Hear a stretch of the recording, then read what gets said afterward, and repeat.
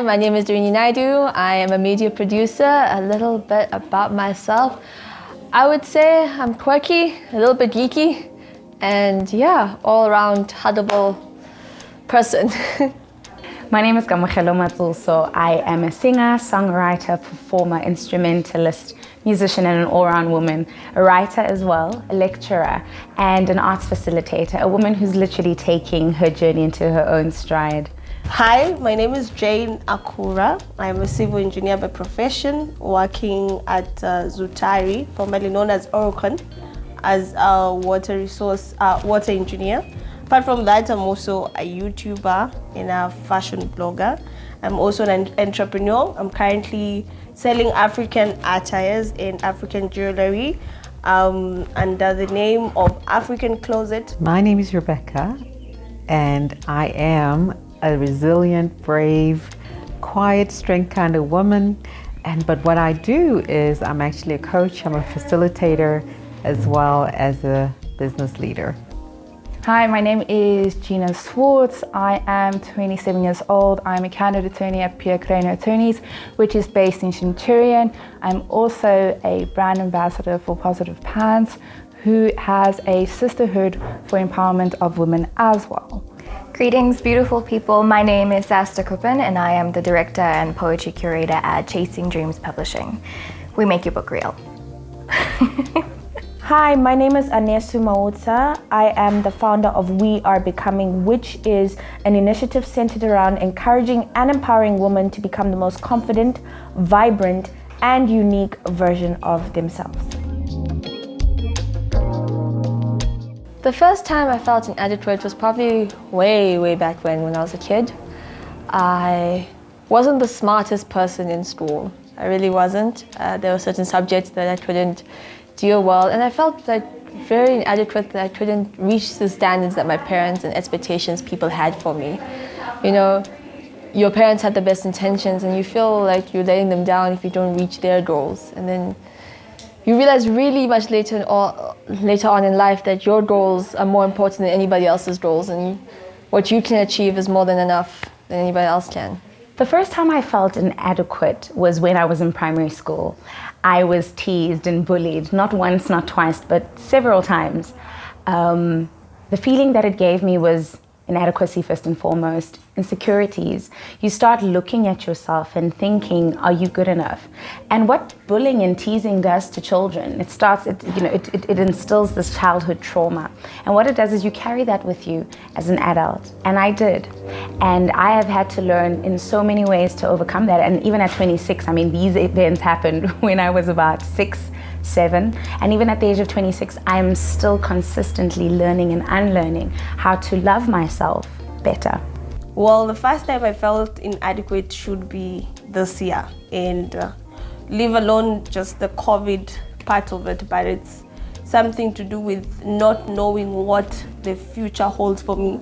Every single time it's been, oh listen, things are going well from undergraduate.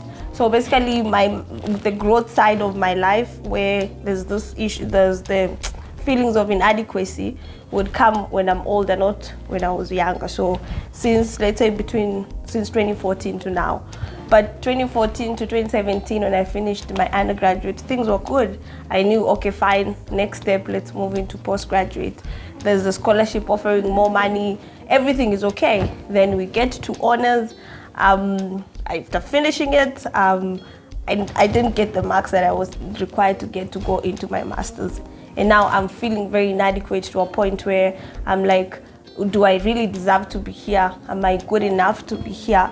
But being someone who's very goal-oriented, I was like, listen, you were supposed to go to master's, that's where you're going to go. And I went to my HOD and I was like, listen, my guy, I need to do this, so you have to give me a chance. And they gave me a chance, and then fast forward the second year, which is now 2020, things haven't been easy with regards to the COVID-19. You're not sure what's going to happen, and especially economy-wise, I'm here finishing masters, I'm looking for work, Every single time it's rejection. You're not sure what, like, because you're hearing stories of retrenchment and you're not sure, okay, is the economy ever going to come back to the same spot where it was? And being in engineering, it's a very political, more or less political and economically affected field, because is the money available to do the project, or is there any projects to be done at that particular time? So that fear just made me feel so inadequate. Am I going to be able to take care of my family next year? How am I going to live? Am I staying in South Africa, or do I have to go back to Kenya, which was never the plan, being that I'm Kenyan. But let's say when you feel your lowest, when you feel like everything is just shattering, that's when God picks you up. And everything worked out. The company that rejected me 4 times, actually, 2 of them in this 2020, gives me a phone call, and at the end of the day, I get the job. And it's been my dream company, a company that I remember speaking these words into existence in 2017, saying, I am going to work here. So just having that faith, and as much as it's dying, but trying so hard to keep it going and just holding yourself up in faith and knowing that God is still going to come through, is how I deal with my inadequacy. The first time I felt inadequate was when I experienced rejection. Rejection on a playground, I was playing with some friends, and they all decided to be friends with someone else. And I was left out in the cold. I didn't feel part of the sisterhood. And that was when I just realized anything associated with rejection really made me feel inadequate. I would ask myself questions like, why am I not good enough? Why didn't they pick me? Why didn't they choose me? Why are they not, choosing to stay with me? So that's when I felt inadequate. So the first time I felt inadequate, or the main actual point where my inadequacy has resonated or has made a massive impact in my whole journey currently, was when I was told at the mere age of 10, I know most people think, how can she remember from that far back? But it really rippled out into my daily life, who I ended up growing into, and the kind of woman that I am currently right now. Is I was told, you would look so much prettier, you would be so much more beautiful, you would be a woman if you lost X amount of weight, if you looked prettier, if you were smaller, if you achieved this level of achievement. So in doing that, it made me feel less of a person as a self, less of a woman, less of who I am trying, obviously, to growing up, defining who I am as a person. So always feeling inadequate, always feeling like I was not worthy, or literally not enough at that point in time. So learning through being told that I will only be beautiful, I'll only be pretty, I will only be a woman, a beacon to other women when I looked a certain way, if I was speaking in a certain way, if I achieved certain things. And in going through that whole path, as I said earlier, is that you need to find what is worthy to you. You need to find your own value, your own attributes. You need to realize that not only will everyone else have opinions, not only will everyone who has their own viewpoint, the only thing you can control is your own outcome, your own, how would I say, not only outcome, but your own response to everything that they are saying. So yes, there will always be people for many years to come who will tell you you are not enough, you're not pretty, you can only achieve and be valued if you achieve this, if you look a certain way, if you weigh a certain weight. But if you are being healthy, if you are being happy, if you are learning to be strong, you will find your voice, you will find your value, you will know that you are beautiful, that you can do anything that you want, that you are enough, and you will find your space in this world, and you can just do anything that you want. Opportunities to feel inadequate are never ending in a world where you feel so much. Something I can recollect happened very recently was I was invited to be a part of a documentary titled Appreciate Mosadi. This is a production by Noctula Media, and what they try to highlight is the strength of everyday women and the influence that they make in society that often goes unrecognized. As I said here, being in front of the camera can get a little uncomfortable, but they highlighted the things that I did in my career and my everyday life in the way that my influence created a ripple effect. What was hard about that was, on camera, I had to speak on the women they had interviewed and got to know over the previous few months during the preparation phase.